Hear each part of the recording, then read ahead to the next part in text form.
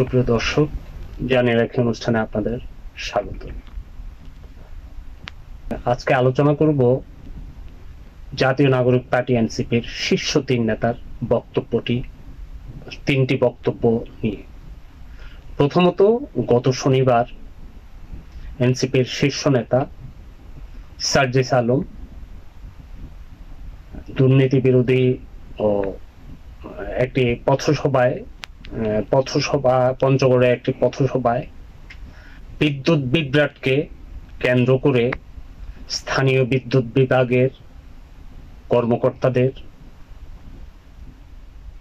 হুমকি দিয়ে বলেন, কলিজা ছিঁড়ে নিয়ে রাস্তায় ফেলে দেয়া হবে।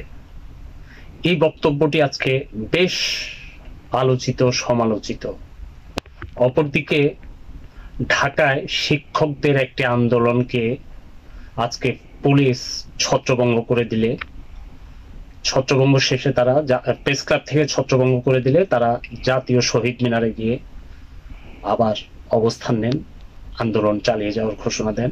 সেখানে হঠাৎ করেই এনসিপির আরেক শীর্ষ নেতা হাসনাত আব্দুল্লাহ উপস্থিত হন এবং আরেক শীর্ষ নেতা সামান্তা শারমিনও উপস্থিত হন। তাদের সঙ্গে একাত্মতা প্রকাশ করেন, শিক্ষকদের আন্দোলনে একাত্মতা প্রকাশ করেন এবং সেখানে দুটি বেশ কড়া কথা সরকারকে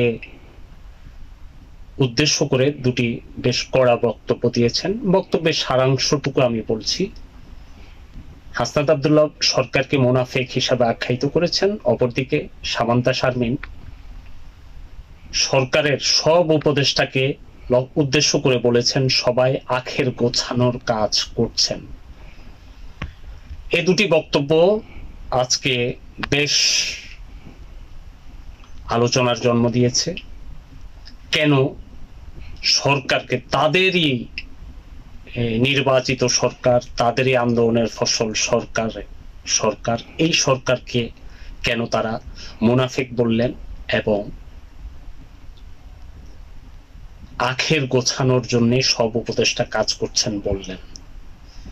এটি কতটা রাজনীতিতে কতটা আশাব্যঞ্জক, কতটা হতাশার, সেটি নিয়ে আমি কথা বলতে চাই।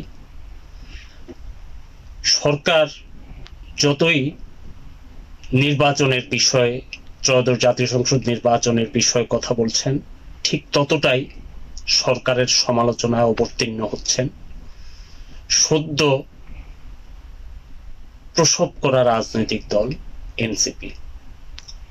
এনসিপি কোনো অবস্থাতেই জাতীয় সংসদ নির্বাচন ফেব্রুয়ারিতে হোক বা হবে এইটা কোনোভাবেই আশা করছেন না।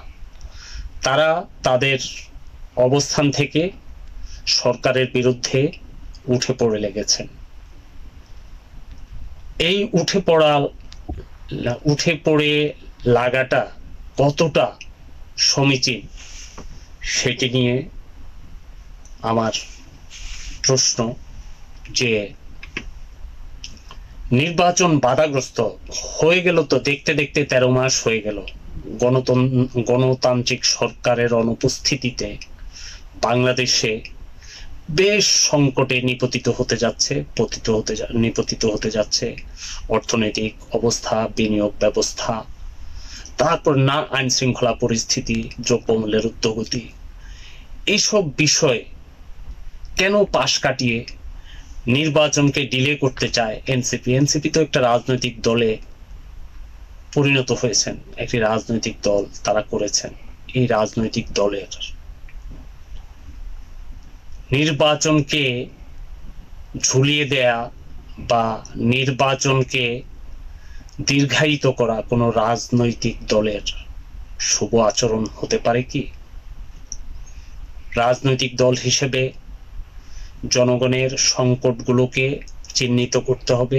এনসিপি কি সেটি করছেন? জনগণের সুবিধা অসুবিধা, রাষ্ট্রের সুবিধা অসুবিধা, গণতন্ত্রের চর্চা, এগুলোর দিকে তাদের কি কোনো ভাবনা আছে? তারা কি নির্বাচন বিলম্বিত করে তারা কি তাদের সুবিধাটুকুই দেখতে চান? না জনগণের সুবিধা রাজনৈতিক দল হিসেবে দেখা উচিত বলে তারা মনে করেন? তাদের বক্তব্যে জনগণের কল্যাণকর বিষয়টি আসলে কতটুকু? নির্বাচন দীর্ঘায়িত করা রাজনৈতিক দল হিসাবে কোনোভাবেই কি সমীচীন? এটি ভাববার বিষয় আছে। এবং রাজনৈতিক দল হিসেবে একটি বক্তব্য সার্জিস আলমের যে কলিজা ছিঁড়ে নিয়ে রাস্তায় ফেলে দেয়া হবে, এটি কতটা প্রাসঙ্গিক বা কতটা সহনীয়? কোনো সভ্য দেশে সভ্য মানসিকতায় এই উচ্চারণটি কি, এই বক্তব্যটুকু বিদ্যুৎ বিভ্রাটের কারণেই এই বক্তব্যটুকু কতটা গ্রহণযোগ্য? তারা কি কোনো বিশৃঙ্খলাকে উস্কে দিতে চান?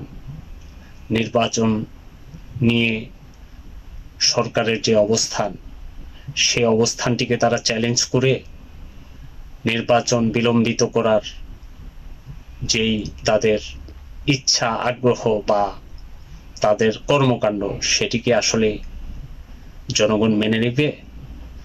দর্শক, আজ এই পর্যন্তই। আগামীতে অন্য আলোচনায় দেখা হবে আরেকবার। ভালো থাকবেন সে পর্যন্ত।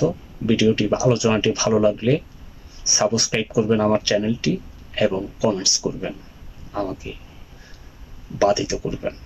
ধন্যবাদ।